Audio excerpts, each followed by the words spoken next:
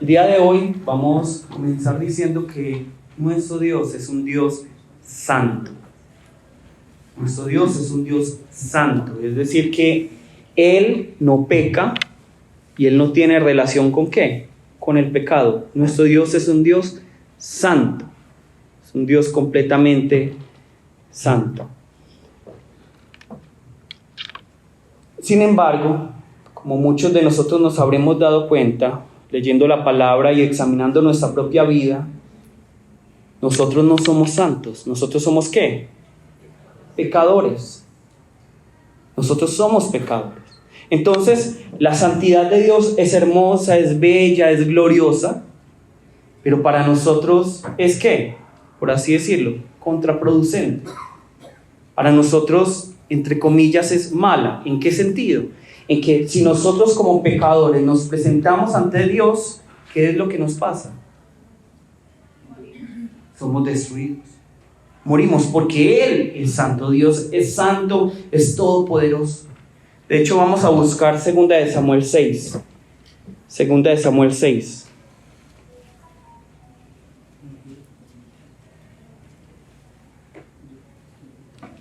Segunda de Samuel 6, 6 al 7. ¿Quién lo quiere leer? Amén. Francia. Cuando llegaron a la era de Jacob, Josá extendió su mano al arca de Dios y la sostuvo porque los bueyes tropezaban. Y el furor de Jehová se extendió contra Josá y lo hirió allí Dios porque aquella temeridad cayó allí muerto junto al arca de Dios. Miren, nosotros como seres humanos, como vivimos en una modernidad en la que llamamos bueno a lo que es malo y malo a lo que es bueno, nosotros empezamos a despreciar el valor de la santidad de Dios y empezamos a despreciar la gravedad del pecado en el que nosotros habitamos. Recordemos, nosotros somos esclavos, somos imperfectos, estamos rotos, ¿por causa de qué? Por causa del pecado. Pero nuestro Dios es santo, entonces ¿podemos relacionarnos con Él? No, porque Él es santo y nosotros somos pecadores. Y esto es lo que le pasó aquí a Usa. Nosotros vemos que Usa tenía malas intenciones. No, ¿qué es lo que él quiere hacer? ¿Cuándo? Si él está ayudando, entre comillas, a Dios a que el arca no se caiga. ¿Por qué? Porque los bueyes están tambaleando, entonces el arca se va a caer. ¿Y qué hace Usa? Entonces, ¿Dios qué debió haber hecho? Dios que es tan bueno, tan misericordioso, tan lindo como lo pintamos hoy, que Él perdona todo, tan hermoso, tan tierno, tan alcahueta como pensamos nosotros. ¿Qué debió haber hecho Dios? Usa, ¿sabes qué? Te voy a nombrar rey porque es que tú amaste mi arca y la protegiste.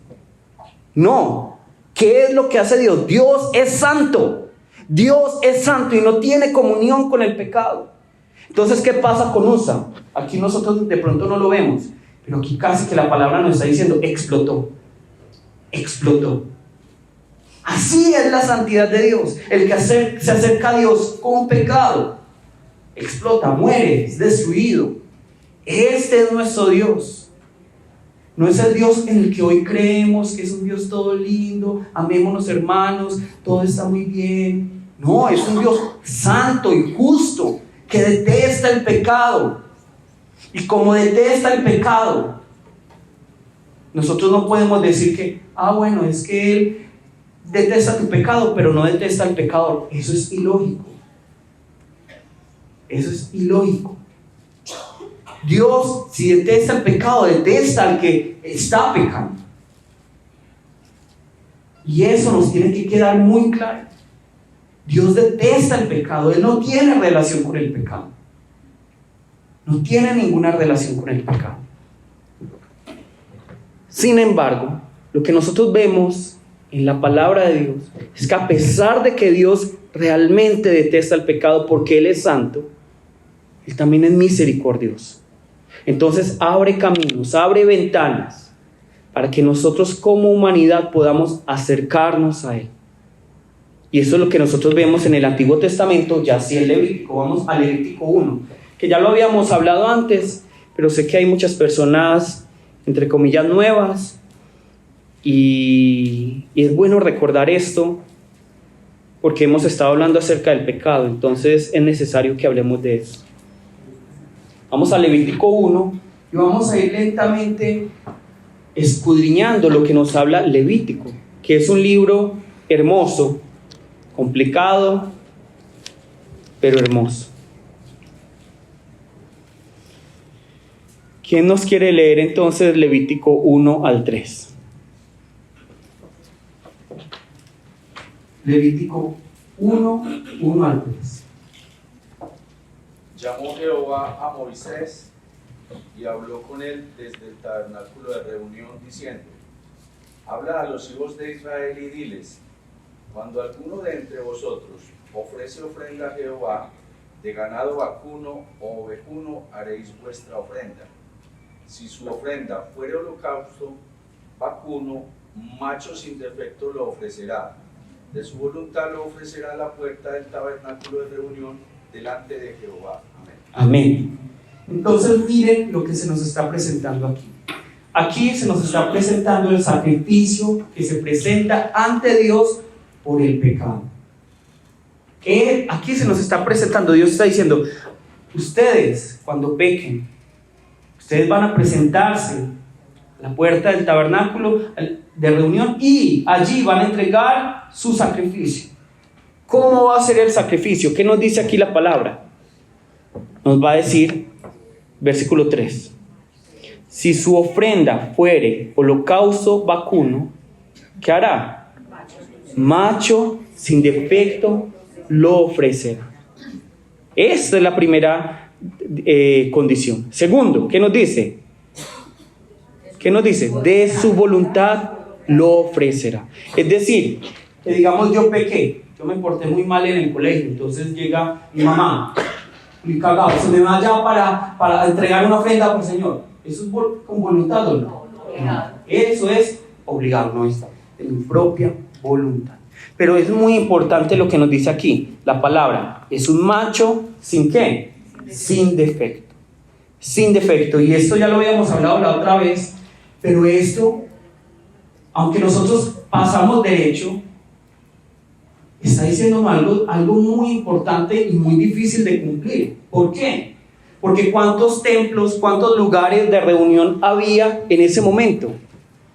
¿Había varios? Había únicamente uno. Solo había un lugar de reunión. Entonces, yo les daba el ejemplo la otra vez. Digamos que el lugar de reunión, el tabernáculo de reunión, se encuentra aquí en Medellín. Y Edwin, que viene de Bogotá, pecó allí en Bogotá. Se tiene que traer el sacrificio desde Bogotá hasta Medellín. ¿En qué condiciones? ¿Cómo debe ser el sacrificio? Sin defecto. Sin defecto. Imagínense que en medio del camino Edwin es muy cuidadoso y de repente Antonella, que es la hija, le dice: papá, ¿me cuidas un momento? Y Edwin descuida un momento al sacrificio, y el sacrificio se tropieza, se le quiebra una pierna e iban ya como por Doradal. ¿Qué le toca hacer a Edwin? Le toca devolverse a buscar una ofrenda nueva sin defecto. Esto que nos está diciendo la palabra, nosotros lo leemos así derecho, pero es difícil de cumplir, porque es un sacrificio sin defecto. Sin defecto. Imagínense, ya a la puerta, ya estoy cerquita, y le da por vomitarse a la oveja. Ya tiene un defecto. Entonces, miren que nosotros leemos esto así derecho, pero es difícil de cumplir esto. Nos dice: si su ofrenda fuera holocausto vacuno, macho sin defecto lo ofrecerá. De su voluntad lo ofrecerá a la puerta del tabernáculo de reunión delante de Jehová. Entonces, el primer paso grande que yo debo realizar para entregar mi sacrificio al Señor, para que Él me perdone, para que haya comunión con Él, es que yo traer un macho vacuno sin defecto desde mi propia voluntad. Esa es la condición, desde mi propia voluntad. Yo en estos días escuché un ejemplo muy bonito de eso. Digamos, yo tengo cinturón blanco en artes marciales, cinturón negro en artes marciales. ¿Todos saben cuál es la diferencia? Cinturón blanco es principiante, apenas está comenzando. Cinturón negro, maestro de taekwondo. Entonces, y entre esos cinturones hay muchos cinturones. Hay amarillo, verde, naranja, fucsia, lo que ustedes se imaginen, ya se van creando más. Los blancos, negro. ¿Qué cinturón será más difícil de conseguir? El negro. No. ¿Qué los verdaderos maestros que dicen? No, el negro, ¿qué es? Es una persona que estuvo en cinturón blanco, pero se esforzó y permaneció hasta negro. Eso es negro. Pero el blanco, ¿qué es? Es lo más difícil. ¿Por qué? Porque es una persona que dio el primer paso. Voy a comenzar. Eso es lo más difícil. Comenzar y decir, voy a empezar a entrenar para volverme un maestro hasta negro. Es lo difícil. Llegar hasta maestro no es tan difícil, es permanecer, entrenar seguido. Pero dar el primer paso y decir, voy a entrenar artes marciales, voy a entrenar, dar ese primer paso, salir de mi comodidad y decir, bueno, voy a arrepentirme, voy a volver al Señor. Eso es lo difícil. Y por eso es que Jesús, aquí la palabra dice, tiene que ser de su voluntad. Ahí, eso es lo difícil, que le nazca a esta persona, bueno, voy a arrepentirme ante el Señor. ¿Cuántos de nosotros no estamos cómodos en nuestro pecado? Pero la palabra dice, voy a ir a arrepentirme delante de la propia voluntad. Versículo 4, ¿quién lo quiere leer? Silvano, versículo 4 más fuerte. Y pondrá su mano sobre la cabeza del holocausto, será aceptado para expiación suya. Amén. Entonces nos dice la palabra que esa persona que cometió un pecado va a ir a la puerta del tabernáculo de reunión con su sacrificio, con su cordero, con su vaca, con su toro, más bien, con su toro, con su ave, porque vamos a ver que allí hay tres animales. Entonces va a traerlo a la puerta del lugar de reunión y va a poner sus manos sobre ese sacrificio. ¿Para qué? Para que este sacrificio sea aceptado para expiación suya. ¿Qué es una expiación? Todos han escuchado la palabra chivo expiatorio, ¿cierto? ¿Qué es un chivo expiatorio? Alguien que va a llevar el pecado de uno, ¿cierto? A eso se refiere chivo expiatorio. Entonces, yo voy a poner la mano sobre esta ovejita, sobre este toro, sobre esta ave, y luego vamos a ver qué ocurre. Versículo 5. ¿Quién lo quiere leer? Yo. ¿Quién? Socorro. Entonces degollará el becerro en la presencia de Jehová, y los sacerdotes, hijos de Aarón, ofrecerán la sangre y la rociarán alrededor sobre el altar, el cual está a la puerta del tabernáculo de reunión. Entonces, nosotros cuando vemos la imagen de este sacrificio por nuestros pecados, pensamos que es una escena muy hermosa, pensamos que hay ángeles cantando, ¡ah! Pensamos que es muy hermoso. Pero miren lo que se nos está diciendo aquí. Digamos que ustedes son los pecadores y yo soy el sacerdote. Entonces, ustedes van a traer el sacrificio hasta la puerta del lugar de reunión, hasta el tabernáculo de reunión, lo van a traer. Luego van a imponer las manos y luego ustedes me chutan el animal, ¿sí o no? No, ¿qué nos está diciendo aquí la palabra? La palabra nos dice que hay que degollar el animal. ¿Qué es degollar el animal? Cortarle la cabeza. ¿Pero quién le corta la cabeza? ¿El sacerdote? Ustedes, los pecadores, son los que deben degollar el animal.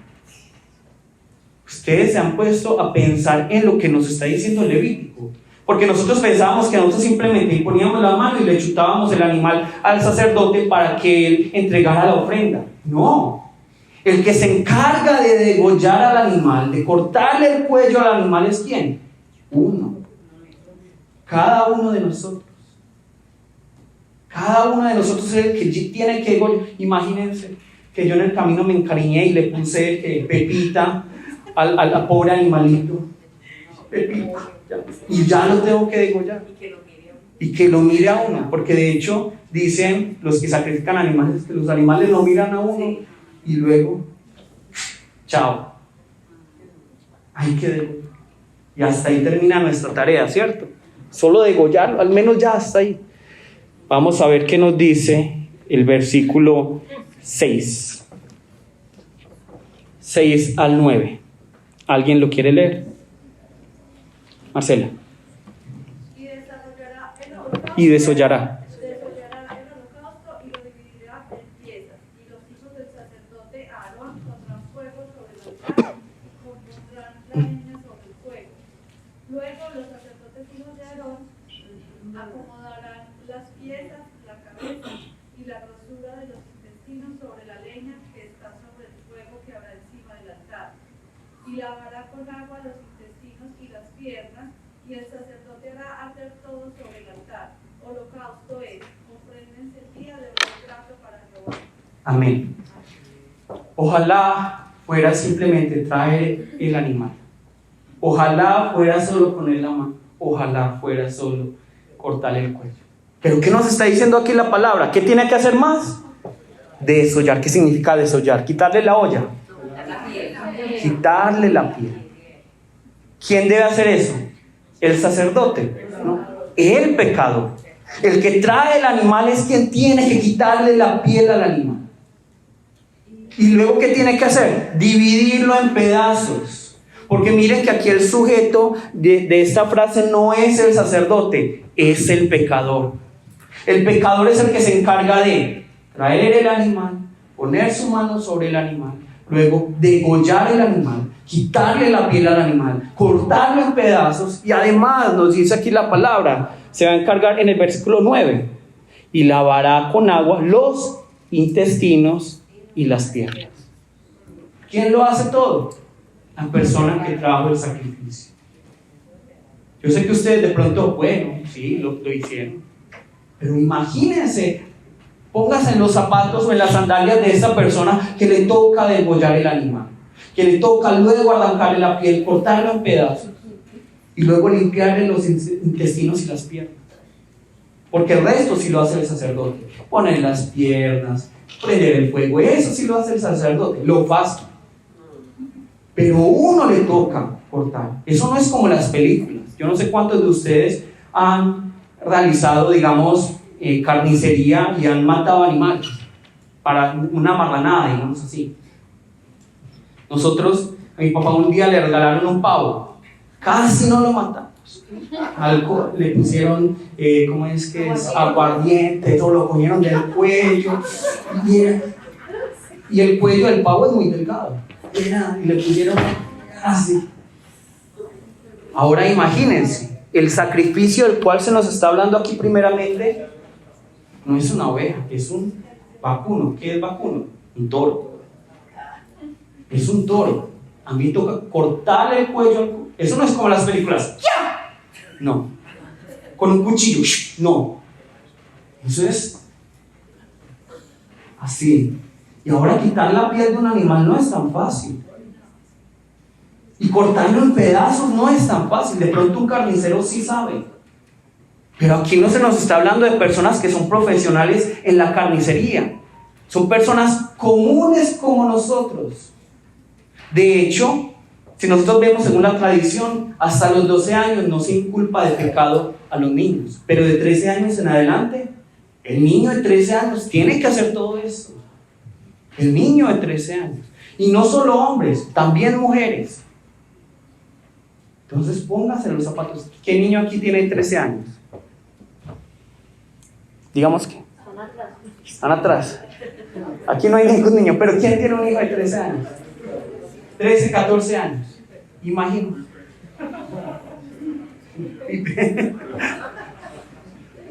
Imagínense un niño de esa edad tratando de entregar un sacrificio. ¿Ustedes creen que ellos saben cómo hacer todas las cosas? Bueno, degollar el animal, quitar la piel. Un niño de 13 años. Ni siquiera un niño de 13 años. Si yo les pusiera a ustedes aquí el toro, si les pusiera aquí, ¿ustedes sabrían hacerlo? No, seguramente se equivocarían. Se equivocarían y muere rápido, muere. Con el cuchillo cortando. Y el problema de los animales es que si uno no sabe dónde tiene que enterrar el cuchillo, ¿qué pasa? Se demora más y sufren. Entonces yo les pregunto, ¿será que esta imagen del sacrificio para el Señor es una imagen muy hermosa? ¿Será que todo está decorado de flores? ¿Sí o no? No, es un sacrificio terrible, el cual cada uno debía entregar. El cual cada uno debe entregar. ¿Para qué? Por el pecado propio. Entonces quitémonos el romanticismo, como que quitémosle las flores, quitémosle esa Barney, la Biblia, y nos vamos a dar cuenta que la Biblia es a veces muy gráfica y es dura de leer. Es dura de leer. Porque si nosotros quitamos este pasaje de la Biblia, quitamos todo lo hermoso de la palabra. Quitamos todo lo hermoso. Si esto no existe el sacrificio de Cristo. Es esto, a esto debemos también ponerle atención y darnos cuenta que la Biblia nos muestra eso. Nos habla acerca de la muerte, nos habla acerca del sacrificio, y son realidades que no podemos negar, como quisiéramos muchos cristianos hoy en día, pero son realidades, las dificultades de la vida. Pero miren cómo termina el pasaje, este pasaje que vamos a leer. ¿Quién lo quiere leer? El versículo 9. Alguien que no haya leído. Hilda. Laura, levanta la mano. 9. Lavará con agua los intestinos y las piedras, y el sacerdote hará arder todo sobre el altar. Holocausto es ofrenda encendida de los gratos para Jehová. Imagínense, miren lo que nos está hablando aquí la palabra. Es que imagínense aquí la escena. Yo traigo a mi hermoso toro, llamado Pepa. Lola, la vaca Lola. Le pongo la mano y luego me está viendo y yo lo tengo que degollar. Tengo que quitarle como sea la piel, porque está diciendo, tengo que quitarle la piel. Luego tengo que cortarlo en pedazos. Imagínense, cortar un pollo es difícil. Ahora imagínense una vaca. Cortar pollo. Cortar este animal. Luego debo limpiar los intestinos y las piedras. Y luego todo eso, el sacerdote, y luego él solo simplemente organiza, prende fuego. Y la palabra dice algo aquí, es ofrenda encendida de olor grato para Jehová. Es decir, Dios huele y dice, esto me deleita. ¿A ustedes no les parece que esta es una imagen muy sanguinaria de Dios? Muy grotesca de Dios. Es como un Dios como sangre, muere, más, otro. ¿Será que Dios quiere realmente eso? ¿Será que Dios es tan brutal, Dios es tan amarillista, que es feliz viendo cómo es sacrificado este animal? ¿Será que Él es feliz así? ¿Será que sí? Viendo toda esta sangre, viendo a este niño de 13 años, buscando la forma de matar rápido a este animal que le está viendo con sus ojos gigantes. ¿Será que realmente Dios se agrada en esto? Pero la palabra nos dice que es olor grato para Jehová. Es olor grato para Jehová. Y la respuesta de esto se encuentra en una cuestión, y es: ¿cuál es la diferencia entre lo que hace un carnicero y lo que está haciendo el pecador? ¿Cuál es la diferencia? Porque el carnicero también, ¿qué? Tiene que degollar, tiene que quitar la piel, tiene que cortar en pedazos, tiene que limpiar los intestinos y tiene que limpiar las piernas. ¿Sí o no? Eso es lo que hace un carnicero. Pero ¿cuál es la diferencia entre el que va a entregar el sacrificio por el pecado y el que está haciendo carnicería? ¿Cuál es la diferencia? El sentimiento. Sí, porque es que cuando yo soy carnicero no tengo dolor ni siento nada porque es un trabajo. Pero cuando yo lo estoy haciendo es porque yo siento ese dolor y ese pesar y por eso digo, como me da tristeza, pero a la vez estoy haciendo algo grato, lo tengo que hacer, porque también tengo que hacer como esa humillación, ese sentir. El sentir. Bueno. ¿Qué más? ¿Qué anda más? La obediencia. La obediencia. Uno lo hace porque le toca o porque le pagan, y el otro porque va voluntariamente. Uno porque le toca o porque le pagan y otro voluntad. ¿Qué más? El beneficio de que va a ser libre de pecado. El beneficio del yo ser libre de pecado. ¿Qué más? Está en la Biblia, está aquí. Aquí no me habla ni de sentimiento, ni de que me pagan, está aquí. El arrepentimiento. El carnicero se va para el infierno. ¿Dónde está aquí? Aquí está la diferencia. Es uno de los pasos que yo les dije. Yo traigo el animal, luego que lo degollo, le quito la piel, lo corto en pedazos. La ¿Cuál? expiación. La expiación. La expiación. Pero ¿cómo se hace la expiación? Pues el intercambio del pecado de una vez. Pero ¿cómo? ¿Qué lo hace diferente? La voluntad. La voluntad. Porque sabemos que este es una expiación. De hecho, todo ese proceso es para expiación. Pero ¿qué hace diferente este proceso y el de un carnicero? Una ofrenda. Porque el uno es para Dios. Ese proceso es el sacrificio y el otro es un deber. Pero un judío no, un judío va a buscar lo mejor. Mejor no. Correcto. Pero, ¿cuál es la diferencia entre el carnicero y el que está entregando el sacrificio? Yo se los dije, estos son los pasos. Y a propósito, ahorita que nombré los pasos, me salté este paso. Para regresar al Padre hay que hacer el sacrificio, arrepentirse y poder tener la sangre. Hay que... Alex. La imposición de la mano. Es fundamental. Es fundamental esta parte. Eso es lo que hace la diferencia. Eso es lo que hace toda la diferencia. Porque antes de el carnicero cortar el animal, él no pone la mano pensando, bueno, esto es para expresión. No. Lo que está haciendo aquí, el que pecó, es poner la mano. ¿Para qué? Para que mis pecados pasen a este animal. Y esa era la expiación. Eso es expiación. ¿Expiación qué es? Que este animal paga por mí la culpa. ¿Cierto? Entonces, si es expiación, Es el intercambio. pero es el hecho de poner la mano. Si yo no pongo la mano, no hay expiación. Es poner la mano, es poner la mano. Hay que poner la mano. Si yo no pongo, si yo solo llevo el animal, lo corto y yo no pongo la mano, si me salto ese paso, ahí no hay expiación. Vuelve otra vez y otra Vuelve vez. hasta Bogotá, Edwin. Y ahorita que hay derrumbe. Con derrumbes, ¿cierto? Entonces la diferencia entre el carnicero y el que está entregando el sacrificio es que va a poner la mano. ¿Por qué? Porque en este momento de la Biblia se nos está hablando que en el momento en que yo pongo las manos en ese animal, mis pecados van a pasar a ese animal. ¿Y cuál era la condición que tenía que tener este animal? La primera, que sin mancha, sin defecto. Entonces, el sin defecto, el estar sin mancha, pasa a mí. Esa inocencia de este animal es mía y la culpa de mi pecado es de este animal. Muy cruel, sí. ¿Cómo se debe sentir el animal?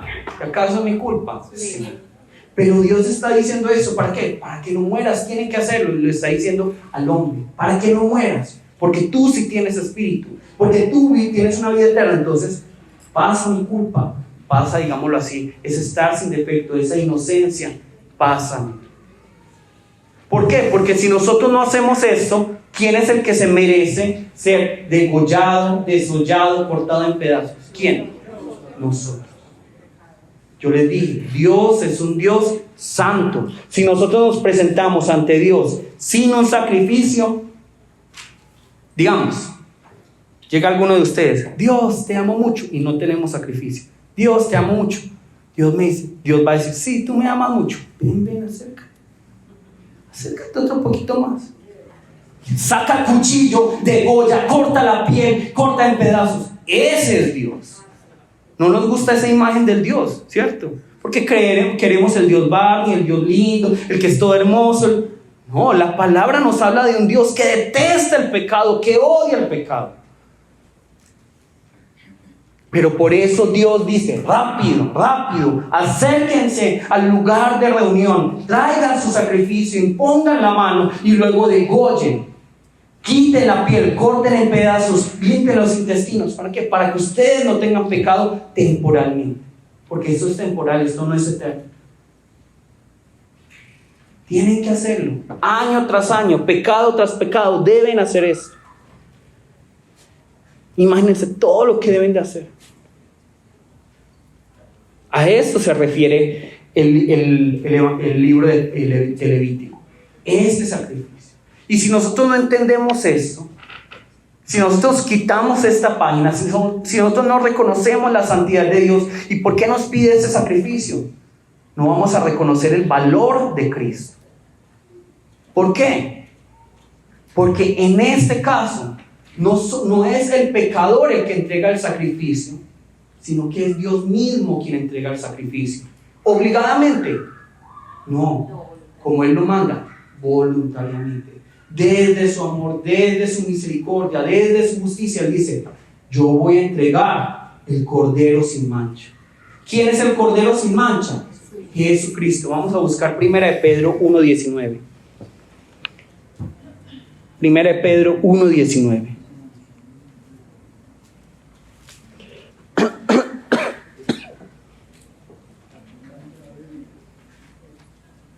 Primera de Pedro 1:19.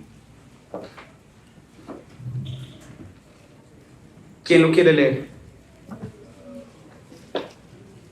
Patricia.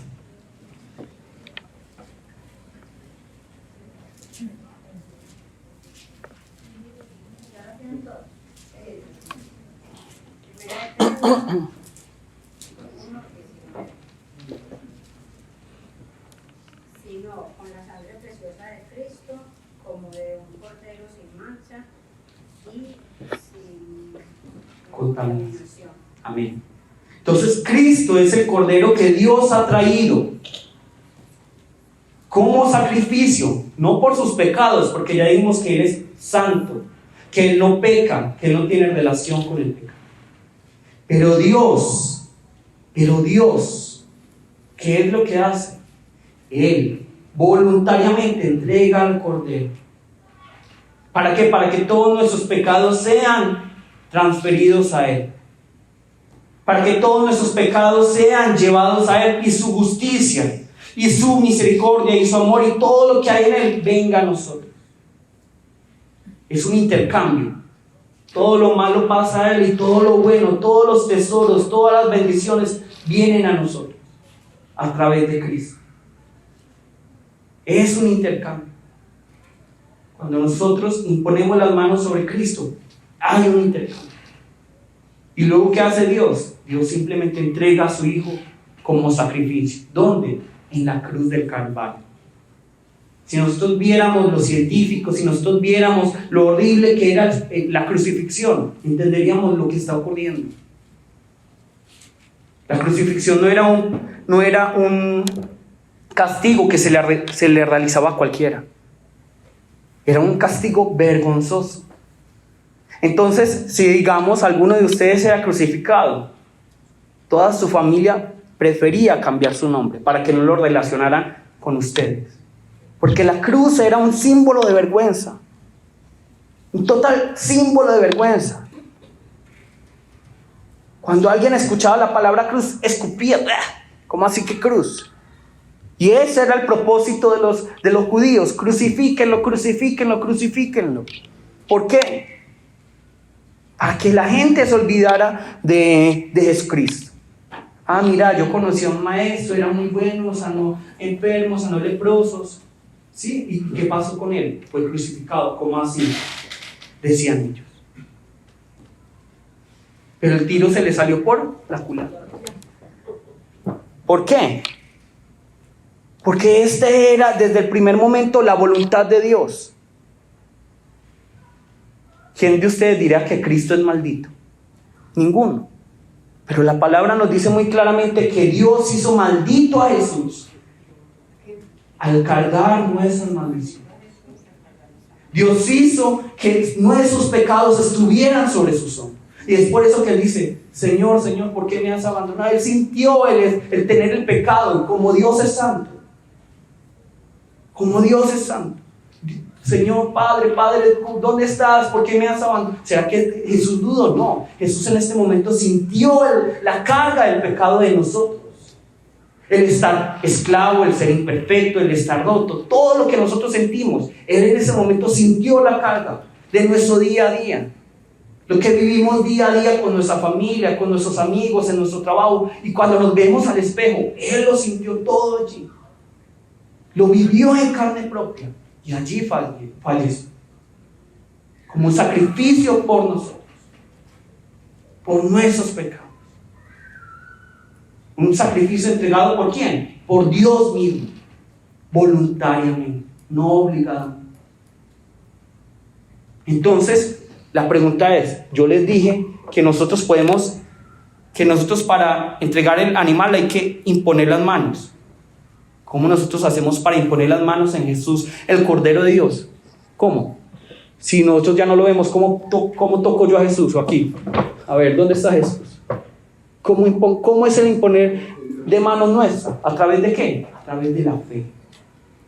Esa es la manera en que yo estoy diciendo, Señor, yo pongo mis manos sobre Cristo para que Él cargue mis pecados. Esa es la fe, así de simple, es poner mi mano. Yo confío, así como el que sacrificaba el animal, yo confío que ese animal se llevará mi culpa. ¿Yo qué es lo que hago con Jesús? Yo pongo mi mano y confío que Él ya se llevó toda mi culpa. Entonces podemos decir, y yo les hemos repetido, somos pecadores, somos pecadores, somos pecadores. Sí, pecamos, pero cuando nosotros imponemos nuestras manos sobre Jesús y creemos que Él ya se llevó todos nuestros pecados, nuestra identidad es la de pecadores. Ya no, y por eso la palabra nos dice, ustedes son santos, santos, santos. Pero es porque ya no tenemos pecado, no, es porque Él ya nos hizo santos. Porque su santidad, su justicia, su misericordia, todo lo de Él ya es de nosotros.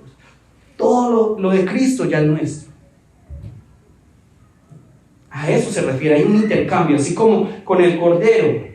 Así hay un intercambio entre Jesús y nosotros. Su justicia ya es nuestra. Su santidad. Por eso nosotros ya decimos que somos santos. No nos decimos pecadores, aunque pecamos. Aunque nos equivocamos. ¿Seguimos siendo pecadores? Sí. Pero nuestra identidad ante Dios no. Ya somos santos. Entonces, ¿qué es lo que nos pide Dios? ¿Qué es lo que nos manda Dios hoy en día? Que dejemos de fornicar, que dejemos de adulterar, que dejemos de matar, que dejemos de robar, que dejemos de tener celos. No, ya les dije que todos esos son simplemente síntomas. Un buen médico no va a querer simplemente tratar los síntomas, va a querer tratar la causa. Va a querer tratar de solucionar cuál es el problema. De la misma manera, lo que quiere Jesús no es simplemente, deje de fornicar, adulterar, mentir, porque esos son simplemente síntomas. ¿Qué es lo que quiere Jesús? Quitar el pecado de nosotros que hace que broten esos síntomas. ¿Y cómo lo hace Jesús? Jesús dice, ven, yo me voy a llevar tu pecado, carga tú mi justicia, carga tú la santidad. ¿Cómo lo hicimos? Imponiendo las manos a través de la fe. Entonces, eso es lo que se nos pide hoy en día a nosotros, tener fe en Jesús. Ese es el pecado en este momento, no tener fe en Jesús. Vamos a buscar Juan 16:8. Juan 16:8.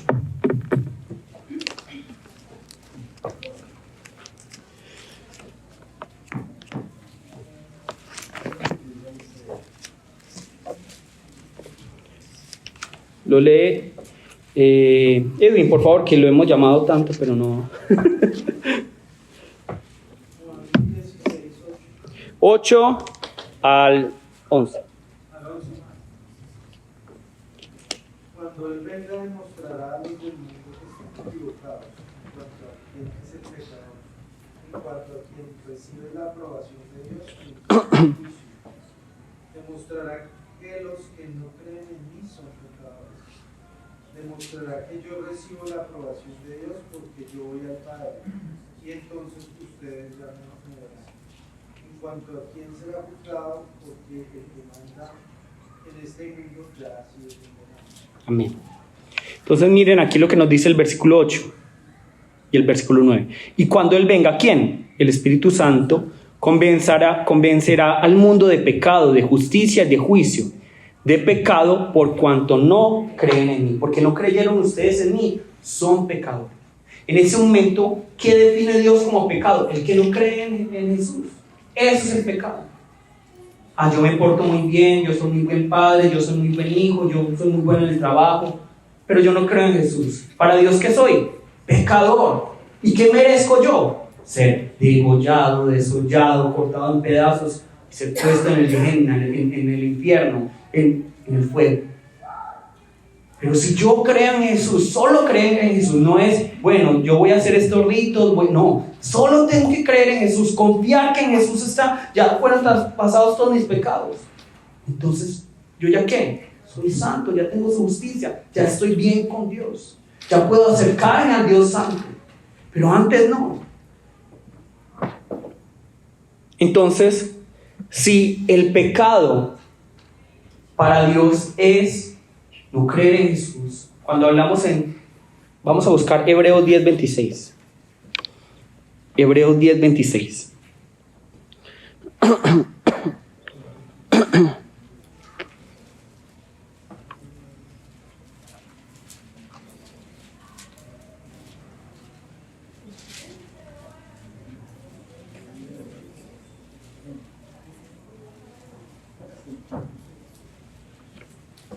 ¿Quién lo quiere leer, por favor?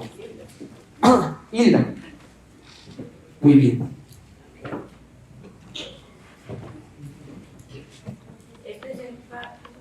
Hebreos 10:26. 10:26.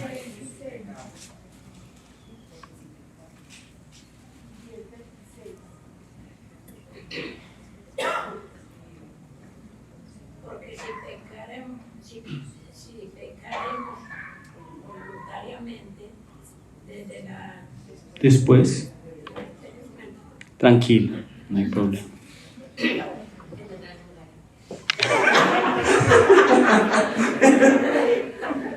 No le diga eso a Pedro, porque sale corriendo. Simón Pedro, pues no.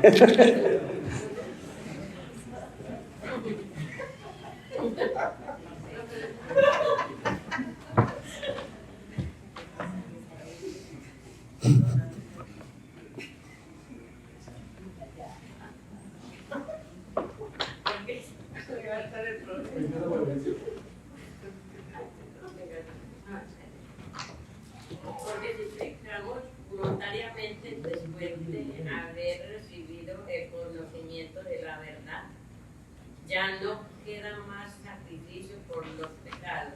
Amén. Entonces miren qué nos está diciendo aquí la palabra.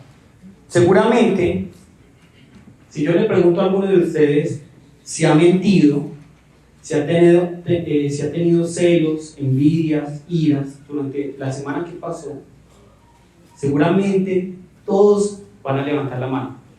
Yo nunca lo hice. Está mintiendo. No, seguramente todos aquí hemos sentido celos, iras, envidias durante esta semana que pasó. Y sabíamos que estaba mal, sabíamos que era pecado, ¿sí o no? Sí. Pero miren que aquí la palabra está diciendo, si pecaremos voluntariamente, después de haber recibido el conocimiento de la verdad, ya no queda más sacrificio por los pecados. Entonces significa que para nosotros ya no hay sacrificio para los pecados, ¿sí o no? Si estamos pecando voluntariamente. No, ya definimos qué es el pecado según Juan 16. ¿Qué es el pecado? No creer en Jesús. Entonces, cuando la palabra nos habla de si pecaremos voluntariamente después de haber recibido el conocimiento de la verdad, Ya no queda más sacrificio por los pecados. ¿A qué se refiere? A no creer en Jesús. Si yo digo, ya no voy a creer en Jesús, ya me voy a alejar de Jesús, entonces, ¿qué significa? Ya no hay sacrificio. Si Él es el sacrificio máximo de Dios, el que Dios mismo entregó voluntariamente, entonces si yo desprecio ese sacrificio de Dios y digo, ya no voy a creer en Jesús, ¿cómo voy a tener yo perdón de los pecados? Ahí está el peligro. Ahora, nunca crean si un pastor les dice, si ustedes se salen de esta iglesia, se van a ir al infierno, ya no tienen perdón. No. Si ustedes se salen de Jesús, está diciendo aquí, si ustedes se salen de Jesús, si ustedes se van de Jesús, ahí es donde tienen muerte eterna.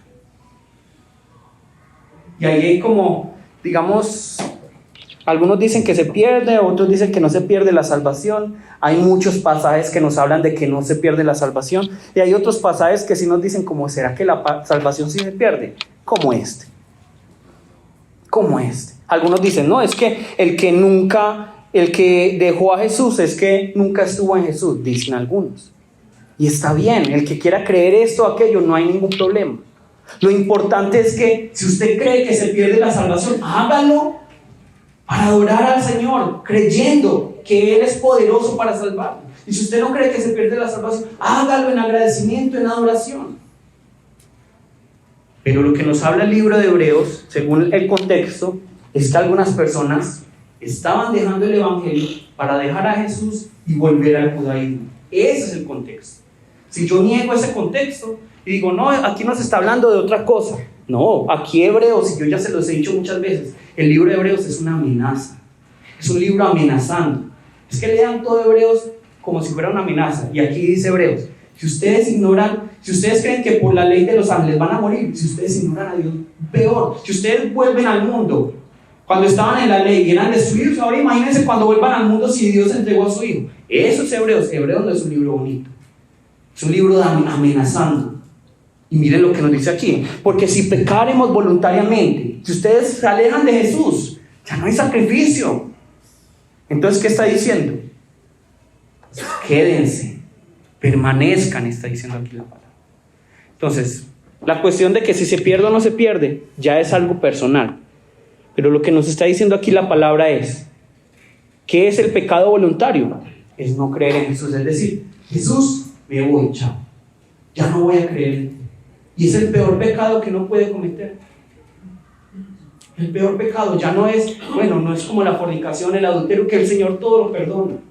Pero esto, el Señor ya no hay perdón. ¿Por qué? Porque yo estoy diciendo, la sangre de Jesús ya no me vale para nada.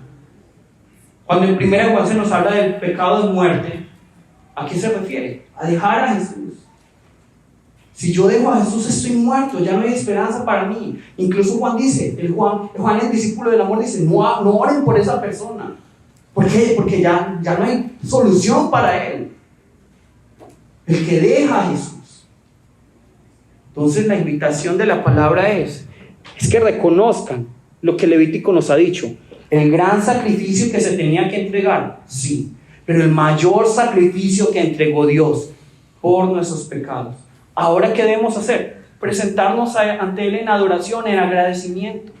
Eso es. Porque Él entregó un mejor sacrificio para que nosotros podamos tener comunión, relación con Él y seamos restaurados, sanados.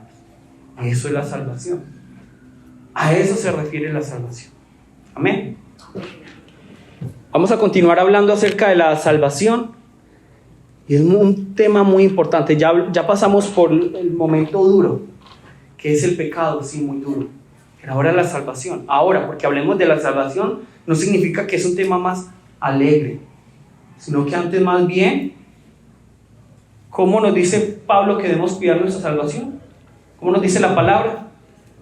Con temor. Con temor debemos guardar nuestra salvación. Para el Señor. ¿Listo? Entonces vamos a orar en este momento.